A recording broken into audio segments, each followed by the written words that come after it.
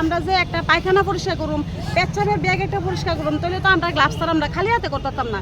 একটা নোংরা বেড, ব্লাডের একটা বেড আছে, এটা আমরা পরিষ্কার করুম, তাহলে গ্লাভস লাগবো, গ্লাভস ছাড়া আমরা কিছু করতাম না। তারা আইলে অফিসে আমরা গ্লাভস দেয় না।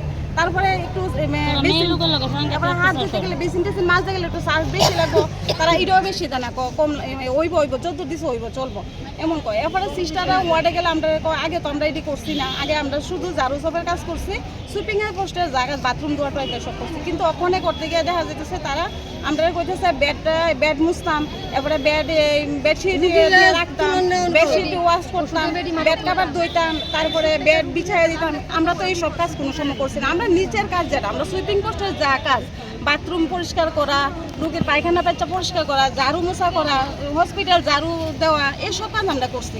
কিন্তু এই কাজ আগে আমরা করছি না। এই সমস্যা নিয়ে তারা আমরা এই সমস্যা নিয়ে তখন আমরা কাজটা করতে গেলে তো আমরা বুঝি না, আমরা মালিক পক্ষ বুঝাই দিতে হইব, তারা সুপারভাইজার বা মালিক বুঝাই দিতে হইব যে এই কাজটা তোমরা করতে। কিন্তু তার কাছে যখন আমরা আই তখন তারা কয় কি যেমন পরশুদিন একটা কাজের কথা বলছে, আমরা বলছি ঠিক আছে আমরা মালিক সুপারভাইজার জানে, তো জানাই দিয়েছি বলে জানিয়ে করলে কি আমি তো দিদি জানি না কথা। তারা কয় ভালো লাগলে করো, নাইলে যাও গা। আর 10 লাখ টাকা 10টা মাথা কিনে আইছি, কেউ আমার গায়ের একটা পশম কথা আডু ভাঙ্গে বয়াতে 10 বছর ধরে যে কাজ করতেছি এই বদনামে লাগাইছি নাকি কাজ করতাম আইছি, সত্যি মেয়ে কাজে আইছি, আমি কি এই কাজ করতাম আইছি আজকে 10 বছর ধরে 12 বছর ধরে কাজ করতেছি। আমার আজকে 15 দিন আমার বাজে ভাবে চলতে মিলে বাজে চরিত্র ঠিক করতাম। আজকে 12 বছর ধরে কাজ করি, কেউ তো জানে না। আমরা সবাই আছে, আমরা শুধু বাজে আমরা যে কাজ করতেছি। আজকে আমার কাছে কালকে আরেকজন করব, মালিক দেখি না, মালিক আমরা কথা বলে তাই কি কাজ লইছে না লইছে কিচ্ছু না, কিচ্ছু আমরা কইতে না। তারা খালি হুমকি দেয়, আমরা খালি হুমকির মধ্যে হুমকি দিতেছে। আচ্ছা আমরা কিছু করতে না, 10 লাখ টাকা দিয়ে লাইছি, হ্যাঁ 10 লাখ মাথা কিনে লাইছি, ওয়ার্ড মাসে 10 লাখ দিছি, এমএসএ 10 লাখ দিছি, তোমরা আমরা কিছু করতে না। একটা হুমকি বার আমরা একটা বসমো শিখতে পারতাম না,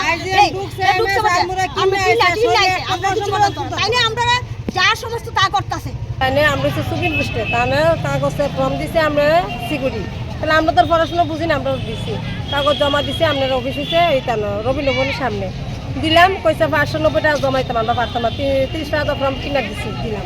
ওখানে তাহলে কইতেছে আজকে 15 দিন হয়েছে, গতকাল আগামীকালকে কইতেছে আমরা যদি ড্রেস না করি তাহলে তারা আমরা খাতা সই দিত না এবং আমরা রাখতো না। তখন আমরা কইছি আমরা মালিকে মিটন রয় কইছে, মিটন রয়ের চালা যা আছে সুপারভাইজার বিশ্বজিৎ তাইও কইছে। তখন আমরা কইছি আমরা এখন রাত্রে একটা পূজা, এর ভিতরে আমরা গাড়ি ভাড়া আমরা এখন ফারতাম না, আমরা মালিক পরে কিনুম, তাহলে আমরা মানতে রাজি না।